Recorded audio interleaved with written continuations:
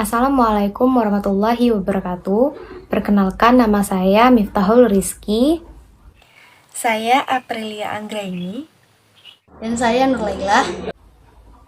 Kami adalah mahasiswi dari Universitas Islam Negeri Sultan Syarif Kasim Riau, Prodi Pendidikan Matematika kelas 5D. Video ini bertujuan untuk memenuhi tugas mata kuliah manajemen kelas yang diampu oleh Ibu Miftah Rizka, MPD. Kami berasal dari kelompok 1 akan membahas mengenai konsep dasar pengolahan kelas. Untuk materi pertama akan dijelaskan oleh teman saya, Aprilia Anggraini. Baiklah, saya akan menjelaskan tentang pengertian pengelolaan dan manajemen, pengertian kelas, dan pengertian pengelolaan kelas. Nah, yang pertama yaitu pengertian pengelolaan dan manajemen. Asal kata dari pengelolaan adalah kelola, ditambah awalan P dan akhiran an. Pengelolaan adalah serangkaian aktivitas-aktivitas koordinasi yang mencakup perencanaan, pengorganisasian, pengarahan, pengendalian, penempatan, serta pengambilan keputusan untuk menghasilkan sesuatu produk dan jasa yang efektif dan efisien. Nah, istilah lain dari pengelolaan adalah manajemen, di mana manajemen dalam artian sempit yaitu sebagai penyusunan dan pencatatan data dan informasi secara sistematis dengan tujuan supaya dapat menyediakan keterangan serta memudahkan memperolehnya kembali secara keseluruhan dalam hubungan satu sama lainnya. Nah, selanjutnya yaitu pengertian kelas. Dalam artian sempit, kelas yaitu ruangan yang dibatasi oleh 4 dinding tempat sejumlah siswa berkumpul untuk mengikuti proses pembelajaran. Nah, kelas dalam pengertian tradisional yaitu mengandung sifat statis. Kenapa? Karena sekedar menunjuk pengelompokan siswa menurut tingkat perkembangannya yang antara lain didasarkan pada batas umur kronologisnya masing-masing. Nah, selanjutnya yaitu pengertian pengelolaan kelas. Pengelolaan kelas merupakan usaha untuk mengatur kegiatan proses belajar mengajar secara sistematis. Pengelolaan kelas didefinisikan juga sebagai yang pertama yaitu perangkat kegiatan guru untuk mengembangkan tingkah laku peserta didik yang diinginkan dan mengurangkan tingkah laku yang tidak diinginkan. Nah, yang kedua yaitu seperangkat kegiatan guru untuk mengembangkan hubungan interpersonal yang baik dan ilmu sosio-emosional kelas yang positif.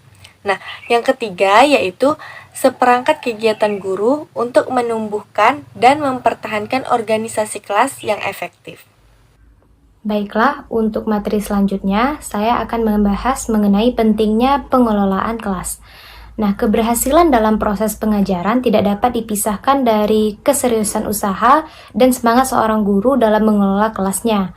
Kegagalan yang dialami guru dalam pengajaran bukan karena tidak menguasai mata pelajaran, tetapi tidak mengerti siapa murid-muridnya dan apa itu kelas yang sesungguhnya. Jadi mengelola kelas ini adalah hal yang penting untuk dipelajari bagi seorang guru. Nah, pentingnya pengelolaan kelas ini terbagi dua, yaitu pentingnya bagi seorang guru dan seorang siswa.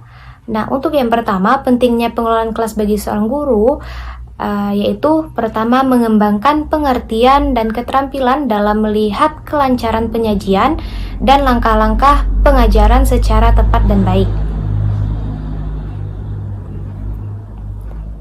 Yang kedua, memberi respon secara efektif terhadap tingkah laku siswa yang menimbulkan gangguan kecil serta memahami strategi yang digunakan dengan masalah tingkah laku siswa yang berbeda. Dan yang ketiga, menyadari akan kebutuhan siswa dan mengembangkan kompetensi. Nah, selanjutnya, pentingnya pengelolaan kelas bagi siswa yaitu pertama, mendorong mengembangkan tanggung jawab individu terhadap tingkah laku dan mengendalikan diri. Yang kedua, memberikan tingkah laku sesuai dengan tata tertib dan menyadari bahwa teguran guru itu adalah kasih sayang bukan kemarahan.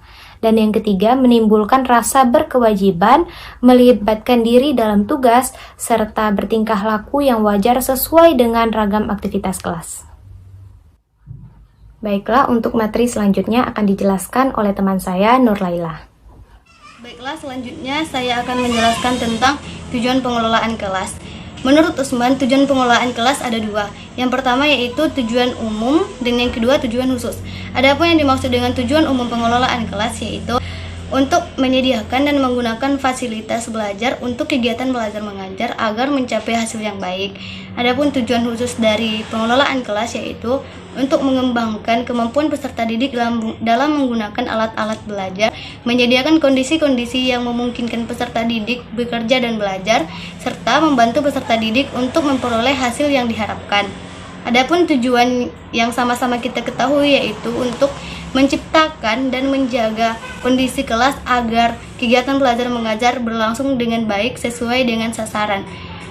Baiklah, cukup sekian penjelasan dari kelompok kami tentang konsep dasar pengolahan kelas. Jika terdapat kesalahan, kami mohon maaf dan kami akhiri dengan wallahul muwaffiq ila aqwamit thoriq. Wassalamualaikum warahmatullahi wabarakatuh.